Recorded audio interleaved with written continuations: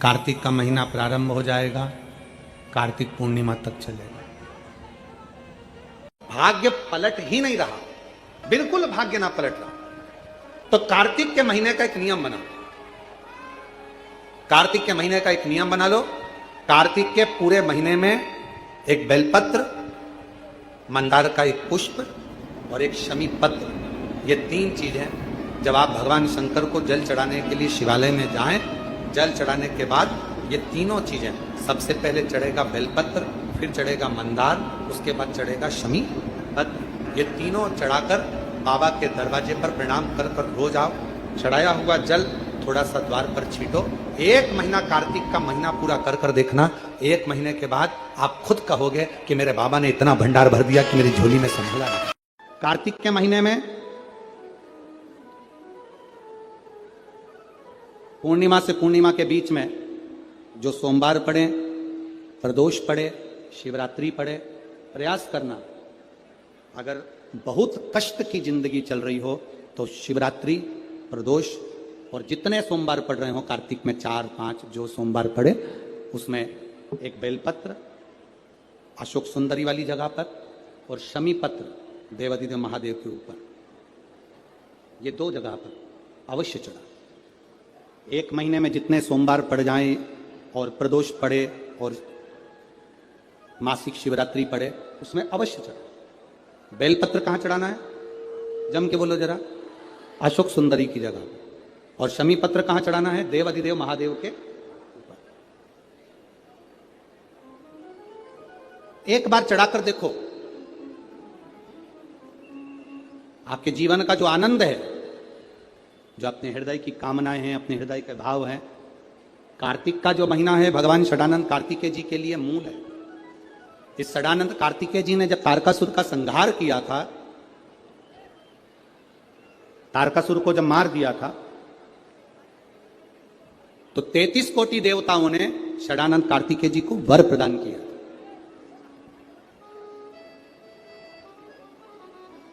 कार्तिकेय जी को वर प्राप्त हुआ। तो लक्ष्मी जी ने और भगवान नारायण ने षडानंद कार्तिकेय जी से कहा, हे स्कंद देव, हे कार्तिकेय, कार्तिक के महीने में जो दीप दान करता है उसके घर में कभी संपदा की कमी नहीं आती है। कार्तिक महीने के दीपदान की महत्वता जैसे ही लक्ष्मी और नारायण ने कही, तब ब्रह्मदेव प्रकट हुए और देवादिदेव महादेव प्रकट हुए, मां पार्वती के साथ में, और ब्रह्मा जी प्रकट हुए मां ब्रह्माणी के साथ में। उन्होंने वर प्रदान कर दिया। षडानंद कार्तिकेय धूलवश भी अगर कोई बेलपत्र और शमी पत्र दोनों एक साथ,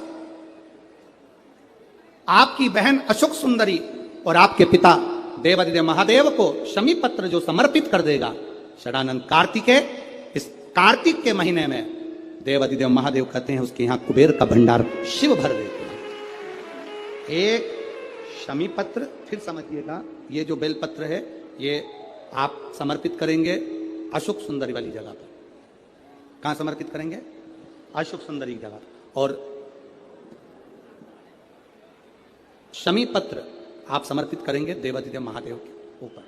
बस इसमें एक चीज का स्मरण अपने को करना है, जब अपन अशोक सुंदरी की जगह पर बेलपत्र चढ़ाएंगे तो ये डंडी का जो मुख है ये महादेव के जो खाली स्थान है, खाली वाली जगह, उसे ओर होगा। शमी पत्र की जो डंडी का मुख है इसी की ओर, जिस ओर तुमने बेलपत्र चढ़ाया है उसी ओर शमी पत्र की भी डंडी का मुख उसी ओर होगा। जहां पर आप बेलपत्र की डंडी का मुख रख रहे हैं उसी ओर शमी पत्र की डंडी का भी मुख उसी ओर होगा। तो निर्धारित करना कि हम कार्तिक के जो 7 नियम है, कार्तिक के महीने के जो 7 नियम बताए गए हैं, कम से कम हम 7 नियम में से एक नियम ऐसा पकड़ें जिससे हमारा जीवन सार्थक हो जाए।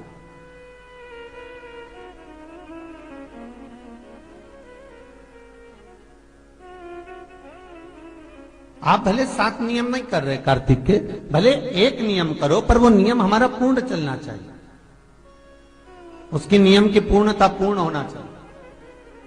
आपको कहा था कार्तिक के 7 नियम हैं, उसमें पहला दीपदान, दूसरा तुलसी पूजन, तीसरा भूमि पर शयन, चौथा शरीर पर तेल नहीं लगाना, 5वां सुंदर दलहन की चीजों का त्याग करना, और छठा ब्रह्मचार्य व्रत का पालन करना और सातवां अपने जीवन में कार्तिक के महीने में चाहे वाणी का संयम हो, चाहे भोजन का संयम हो, चाहे शब्दों का संयम हो, चाहे दृष्टि का संयम हो, चाहे इंद्रियों का संयम हो, वो संयम रखें।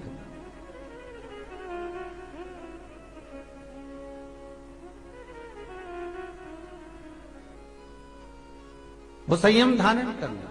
अब हमें ये ज्ञात करना है कि 7 नियम जो कार्तिक के महीने के होते हैं, कार्तिक माहत्म में जो 7 नियम बताए गए होते हैं, इन 7 नियम में से कोई एक नियम हम हमारी जिंदगी में उतार लें, कोई एक नियम हम हमारे जीवन में उतार लें, जिस नियम के बल पर हमें परमात्मा का साक्षीकरण हो जाए।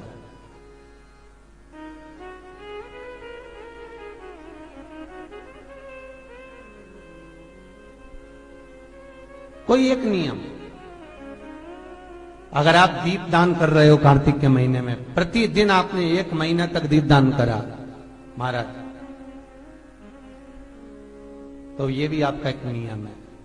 1 महीने तक आपने जो तुलसी में जल चढ़ाया, ये भी आपका नियम है। आपने अगर वाणी पर संयम रखा है, ये भी आपका महाराज। एक बहुत सुंदर बात कार्तिक के माध्यम से लीजिएगा अपने जीवन में उतारने के। कार्तिक के महीने का 7वां नियम याद रखना, संयम।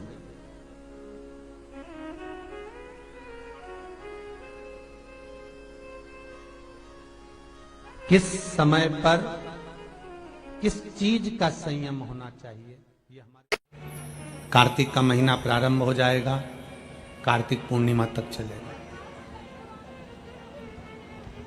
तुमको अगर लग रहा है कि मेरे दशा नहीं बदल रही, मैंने दिशा बदल कर देख लिया, मैंने घर का रुख बदल कर देख लिया, दुकान बदल कर देख ली, सब कुछ बदल कर देख लिया, आज साउंड सेट नहीं है, तुमने घर का फर्नीचर बदल कर देख लिया, सब कुछ बदल कर देख लिया, तो अब 1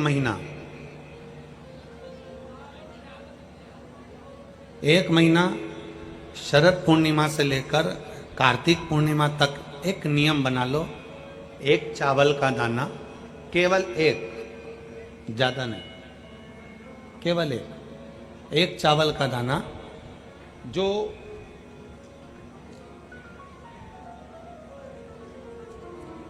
अशोक सुंदरी वाली जो जगह है सामने, 1 चावल का दाना जो अशोक सुंदरी वाली जगह है, बस उस पर 1 चावल का दाना चढ़ाने का एक नियम आप बना लीजिए। शिव मंदिर जाते हो आप लोग? कौन कौन जाता है, जरा हाथ उठाओ सभी लोग। हाँ ठीक है, रखो रखो, धन्यवाद, प्रणाम आपको, नमन, जो आप भगवान शंकर के मंदिर जाते हो। बहुत जरूरी है शिव के मंदिर जाना, भगवान के मंदिर जाना। ये विधर्मियों ने जो हमारे मंदिरों को पूर्व में तोड़ा है ना, उसका कारण कोई दूसरा नहीं था, उसका केवल एक ही कारण था कि हमारे सनातनियों ने मंदिर जाना छोड़ दिया था, इसलिए उन्होंने तोड़कर अपना अपना स्थान बना लिया। अगर सनातनी मंदिर जाता रहता, आप मंदिर की देहली चढ़ते रहते, रोज मंदिर में एकत्रित होते रहते, मंदिर में इकट्ठे होते रहते, तो किसी के बाप की हिम्मत नहीं थी कि मंदिर की ओर आंख उठाकर भी देख ले। शिव महापुराण की कथा केवल एक ही काम करती है कि रोज मंदिर जाओ।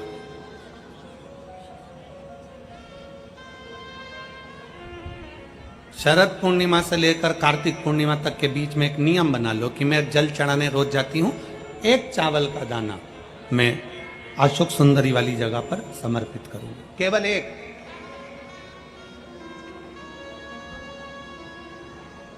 चावल का दाना समर्पित कब करना है? जब आपका शंकर भगवान पे जल समर्पित हो जाए, शिव जी पर जल आप चढ़ा लो, चढ़ाने के बाद वो चावल का दाना जो आप अपनी पल्लू में बांध के लाई हो, या गठरिया में बांध कर लाई हो, या जो जैसे भी भाव से आप लेकर आई हो, डलिया में, पल्लू में, जैसे आप लाए, वो चावल का दाना बांध।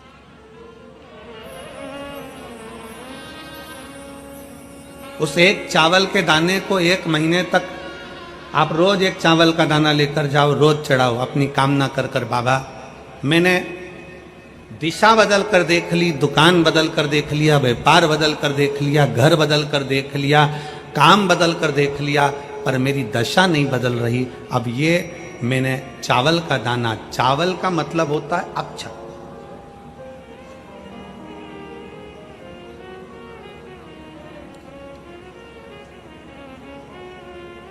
सबसे पहला अक्षता,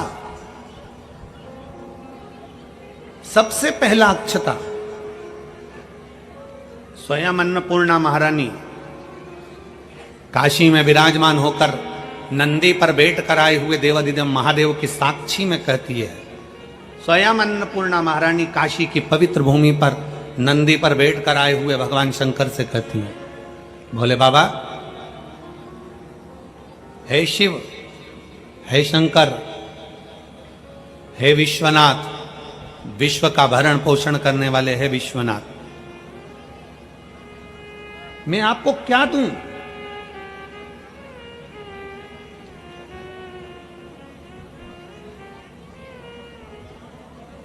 मैं आपको क्या प्रदान करूं?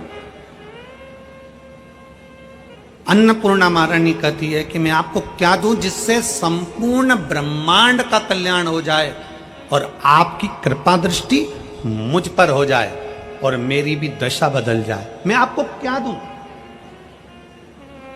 क्या प्रदान करूं मैं आपको?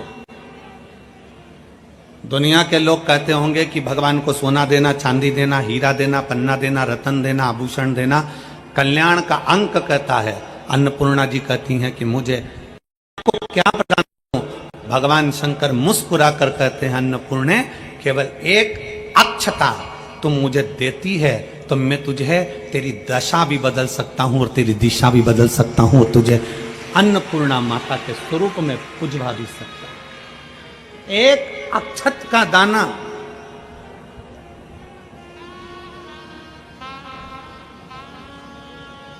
तिलक लगाते हैं, मेरी जीजियां तिलक लगाती हैं, तिलक लगाती हैं तो चावल लगाती हैं कि नहीं लगाती हैं? बोलो, जम के बोलो जरा। लगाती हैं ना? तिलक में चावल लगाया जाता है।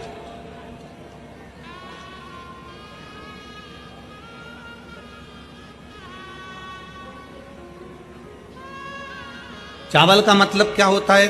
तिलक लगाने के बाद अक्षत क्यों लगाया गया? उसका कारण यह है कि भगवान मेरे ऊपर ऐसी कृपा करना कि ये जो मैंने चावल का मतलब होता है कि ये घड़ी वापिस देखने को मिले।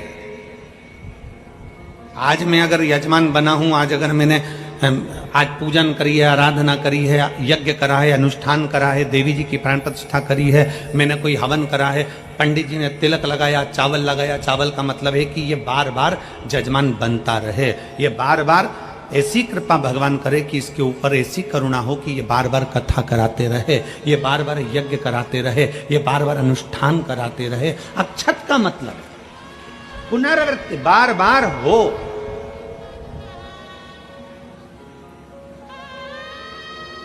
सनातन धर्म में किसी के मरने के बाद में 10 दिन तक मस्तक पर तिलक नहीं लगाकर चावल नहीं लगाया जाता। बोल, लगाते हैं क्या? नहीं। क्यों?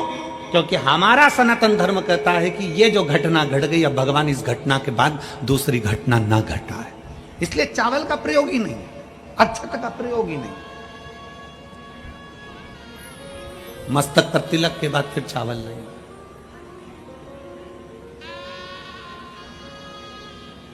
एक अक्षता, एक बेलपत्र और एक लोटा जल, यह हमारी जिंदगी की सार्थकता है।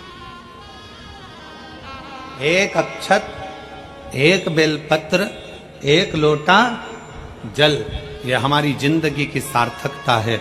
शिव महापुराण की कथा कहती है, शरद पूर्णिमा से लेकर कार्तिक पूर्णिमा तक एक चावल का दाना अशोक सुंदरी वाली जगह पर, अशोक सुंदरी की जगह मालूम है ना सबको? सबको स्मरण में है? अशोक सुंदरी वाली जगह पर वो चावल का दाना कब चढ़ाना है? जब हम भगवान शंकर को जल समर्पित करें। जल समर्पित करा, अपने घर की ओर आ रहे हैं, उसके पहले चावल का दाना अपनी पल्लू में से खोल कर निकाला, चढ़ाया, भगवान को प्रणाम करा। बाबा बहुत कुछ कर कर देख लिया पर दशा नहीं बदली। एक चावल का दाना मेरे घर की दशा देख लेना मेरे भोले बाबा। और मैंने सुना है कि कार्तिक के महीने में अशोक सुंदरी अपने पिता के घर में रहकर माता लक्ष्मी की गोद में धन देती है, मैंने सुना है। तो मेरे बाबा आप ये अशोक सुंदरी से कहकर मेरे भी गोदी में ऐसी खुशियां भर देना कि जीवन में कभी दुख ना आए। एक चावल, एक अक्षत,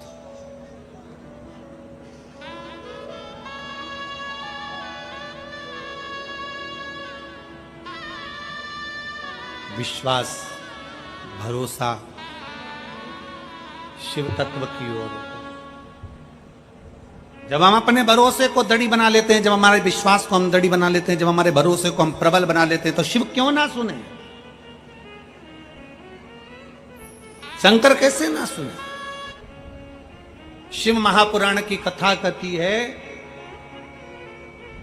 शरीर में अगर रोग हो गया है, शरीर में कैसा भी बड़े से बड़ा भी अगर रोग हो गया है, कैसी भी बीमारी शरीर के अंदर अगर लग गई है, तो शिव महापुराण की कथा कहती है कि प्रयास करो, हफ्ते में, महीने में एक बार एक चावल का दाना, एक सफेद पुष्प और थोड़ी सी भस्म, शंकर भगवान को भस्म ना हो तो अबीर, अबीर आप लोग जानते होंगे गुलाल के साथ अबीर चलती है, अबीर श्वेत आती है, सफेद अबीर आती है,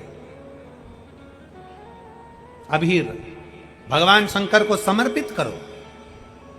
बहुत रोग ग्रसित हो गया, शरीर में बहुत बड़ा रोग हो गया, छूटने को तैयार नहीं है, बड़े बड़े इलाज करवा लिए, बहुत दिखा लिया, बहुत सब दूर इलाज करवाया, सब दूर दिखाया, पर मिटने को तैयार नहीं है, तो फिर अबीर का प्रयोग,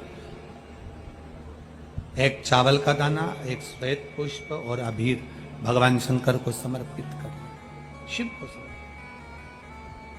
महीने में या हफ्ते में एक बार भगवान शंकर को देना प्रारंभ करें। धीरे धीरे धीरे धीरे शरीर का रोग अपने आप समाप्त होना प्रारंभ हो जाए, अपने आप।